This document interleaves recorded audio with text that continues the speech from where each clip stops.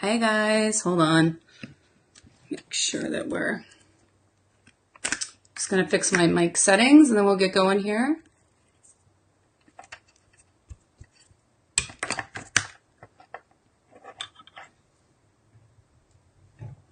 Okay, I hope everyone can hear me.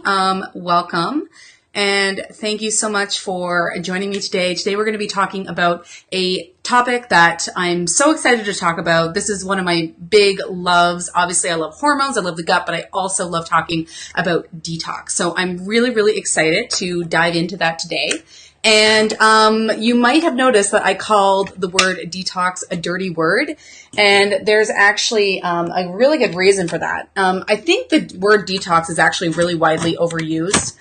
There are a lot of people out there who are telling you that they can help you detox with all kinds of products and programs, and a lot of it is actually totally bunk. A lot of these programs and products, I would say most, actually will not help you detox. And in fact, they could make you detox less, or they could even prevent you from detoxing. Okay.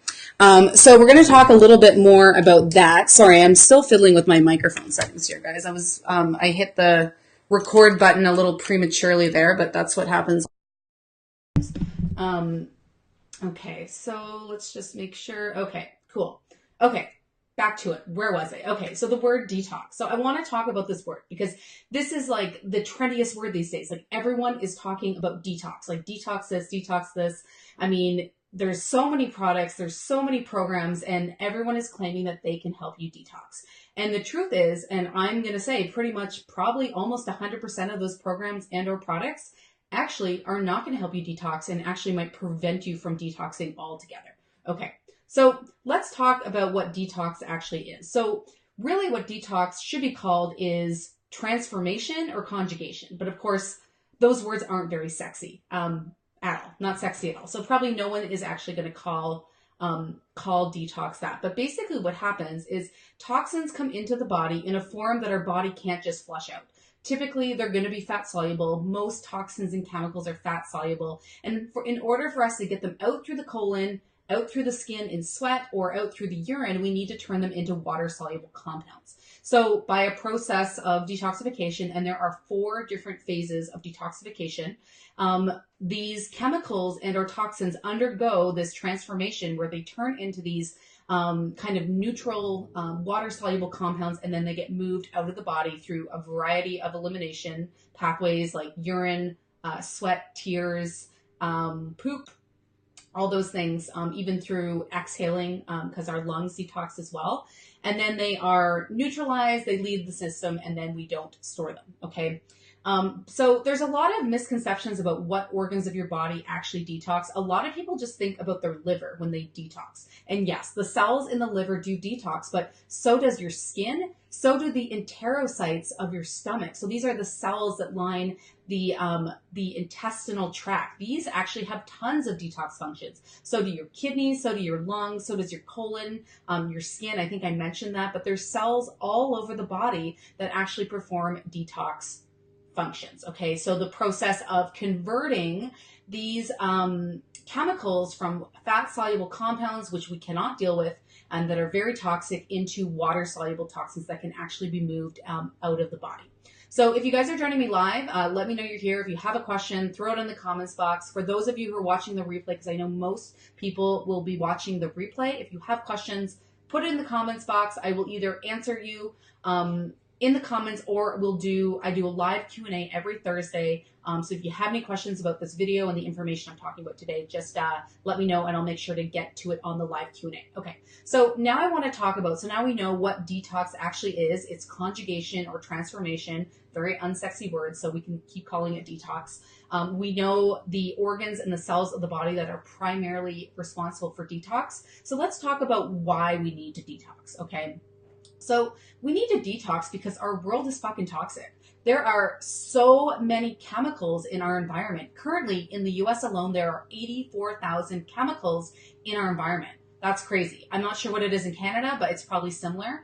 And even if you don't live in North America, those chemicals, they move around the planet. So just the fact that the US alone is producing all these chemicals, that is still going to affect you, even if you live in Africa, Europe, or New Zealand, okay?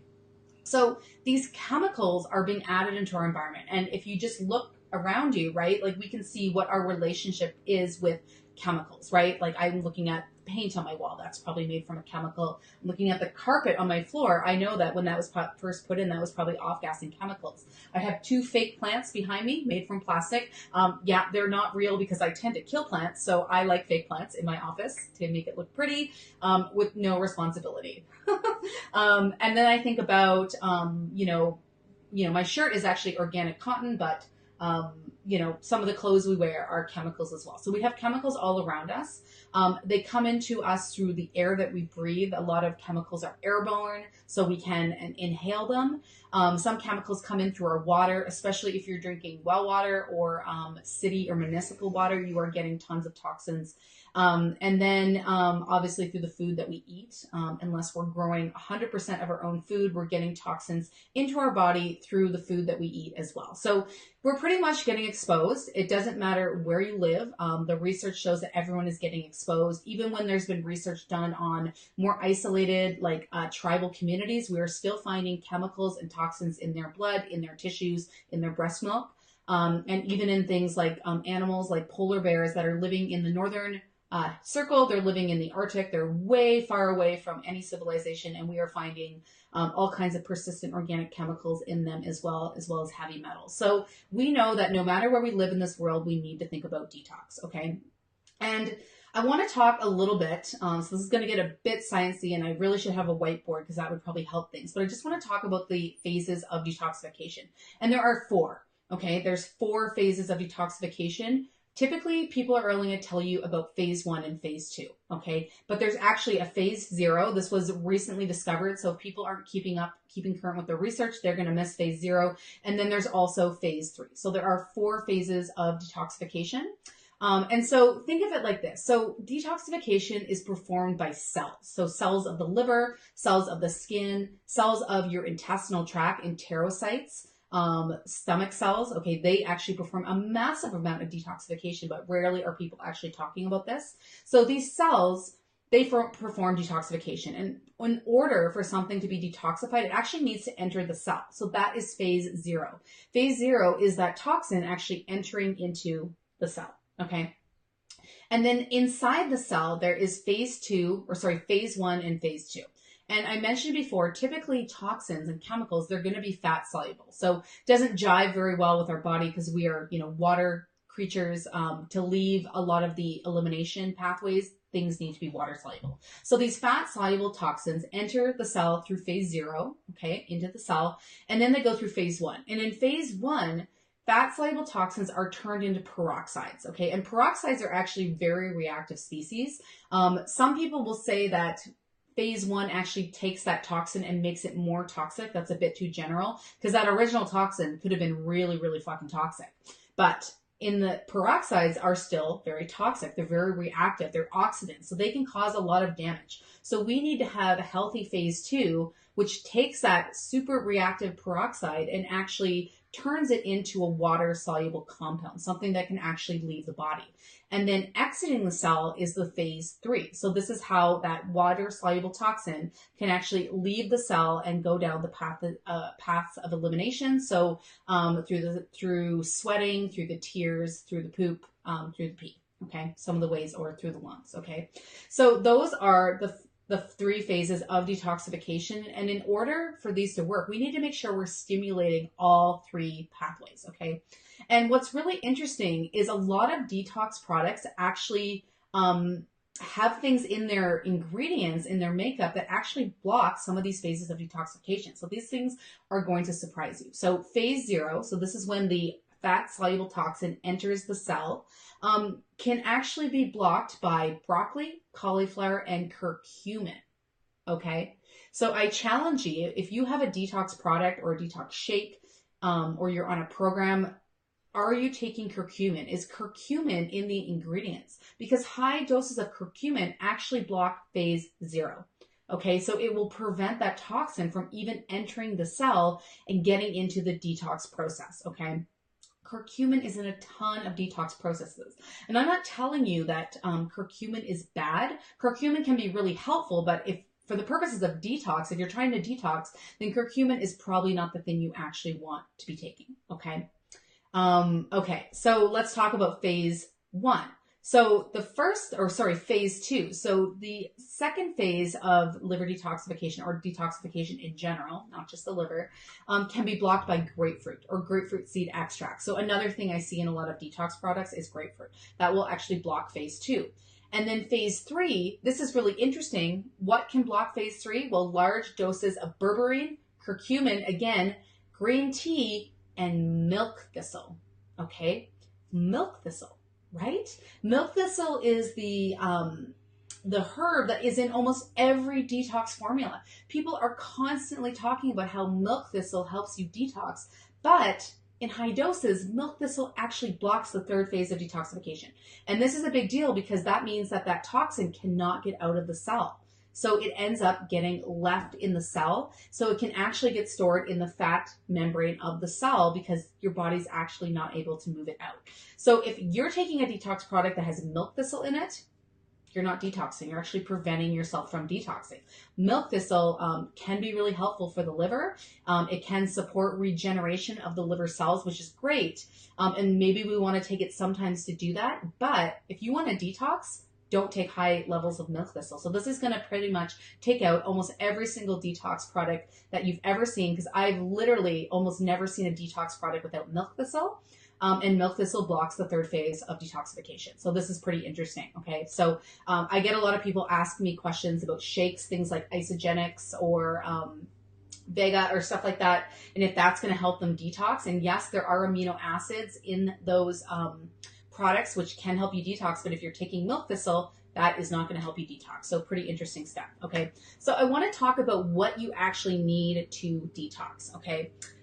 So where do toxins typically get stored? So typically toxins are actually getting stored in the fat cells. This is a big reason why people gain weight and can't lose it, is because their fat cells are actually full of toxins and your body is not going to let you immobilize or burn those fat cells, because then these toxins are going to go into your bloodstream and maybe they're going to kill you. So sometimes that resistant weight loss is actually just your body protecting you, okay, from becoming autotoxic and dying, okay? So pretty much, if we're going to detox, we need to figure out a way to burn or sort of explode these fat cells so that they dump their toxins. What are the things that will allow you to burn fat? So calorie restriction is one part of it.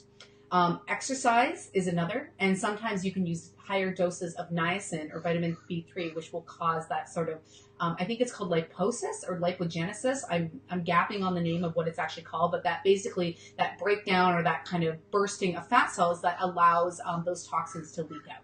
So any detox program you are doing, and I don't support calorie restriction always for the long term, but if you're doing a detox protocol, calorie restriction is important, and so is exercise, because we need a way to burst or break down those fat cells, okay? So calorie restriction, exercise will do this, and so will niacin or vitamin B3. A good detox program is probably going to contain all three of those, okay? So now we figured out how we need to actually immobilize or release toxins from fat cells, which is calorie restriction, exercise, and or niacin, probably all three. Now we need to think, well, those chemicals are getting into our bloodstream. How do we get them out? Well, we actually have to bind them. If they cannot be bound to something, then they're going to end up recirculating and getting redeposited or restored into the body. So we need to bind those toxins. So we need to talk about what are good binders. So activated charcoal is a really good binder. So is modified citrus pectin. This is something I use with most of my clients. That is a really, really fantastic supplement. Citrusan, which is derived from shellfish, so not something you want to be taking if you have a fish allergy. And then psyllium, or any type of fiber. So you're going to need to not only be doing the calorie restriction with the exercise and or niacin, but you're going to need to be binding those toxins with a binder like charcoal, modified citrus pectin, citrusan, or psyllium. I also use zeolite. So these are all really great binders, okay? So we need to create that fat breakdown. We need to bind the toxins that end up getting immobilized from the fat cells. And then on top of that, we actually have to increase the rate at which we detox. Because if all of a sudden we're going to start bursting fat cells and immobilizing all these toxins, we really need to make sure that we are actually moving these things out of the body. One of the best ways to do that is with a sauna. So sweating. Sweating is a really quick, awesome way to move toxins out of your body with those binders. We also want to make sure we're pooping. So we want to make sure the colon is open and that we are not constipated. So enemas, colonics, coffee enemas can be really, really important as you're going through a detox protocol, as can sweating. So getting into a sauna, infrared sauna, or even just a regular sauna, you want to get in there and you want to sweat for at least 30 minutes after you do your exercise, and while you're doing calorie restriction. Okay. So that's basically what you need in place of detox. So if you're considering a detox program or a product and it does not contain calorie restriction, exercise, and or niacin with your binders, charcoal, modified citrus pectin, citrazan, or psyllium, and then you're not involving sauna and or enemas, and both of them probably in that process, then you're actually not going to detox at all. And then if you're taking a product with milk thistle, curcumin, large doses of berberine or green tea, those are actually going to prevent the various phases of detoxification. And I know that's crazy about milk thistle because it's pretty much in every detox product out there, but it actually blocks the third phase of liver detoxification, which means those toxins get stuck in the cell and they cannot leave the cell, which means they get stored. And sometimes that's fat cells, and then you can't lose weight. Okay, so does this mean that you should do, so these things that I'm talking about, should you do them all the time? No. I think it's very helpful to be taking binders. I think it's helpful to do sauna therapy. I think it's helpful to sweat. No, I don't think it's good to be doing calorie restriction all year round. But I think we can do this for a short period of time, maybe 2 weeks to 10 days, maybe a few times a year to help us immobilize those toxins. Because the research shows that, yes, we are getting exposed. Yes, we are actually we are getting exposed, we are storing them in our bodies, and then on top of that, the dose does not matter. So this is what the research is showing. So a lot of people will tell you, well, these things are fine in smaller doses, so no big deal. But actually what the research shows is these things are very toxic, even in small doses, and it doesn't matter whether you're getting a large dose or a small dose, they are affecting you just the same. So we're getting exposed, they're getting stored, and the dose does not matter. So regardless of where you live in the world, you do have chemicals and metals and toxins in your body. Yes, they do need to be detoxed, and they need to include, if you want to detox properly, your detox program needs to include everything I just mentioned. So I know it's a lot to take in. This is something that I think will be coming down the pipe. I would really like to do a detox program with all of you guys. So a bunch of us get together and go through this and do the detox program together so that we have support, so that you're doing it properly, and so that we can actually start to get rid of some of these chemicals from our body, because the end game is that a lot of these chemicals are causing PCOS, endometriosis, fatigue is a big one. They're causing autoimmune conditions, thyroid disorders, because these chemicals actually block our ability to detox, utilize, and make hormones. So this is a big reason why we're so sick. And so yes, we do need to detox. Okay. So I think that's all I've got for today. If you guys have questions, ask them in the comments box. Even if you're not with me live, I will come back and check. The live Q&A is on Thursday at 4:15 Pacific time. So if you have questions, you can ask them in the comments, or you can send me a message. I will see it there. You send us an email, support@kendraperry.net. And if you want to learn more about me, my website is kendraperry.net, and all my social media handles are @kperrynutrition. Yeah, I'd love to connect with you. If you want to send me a message, I'm super available. If you want to ask me questions, I'm here for you.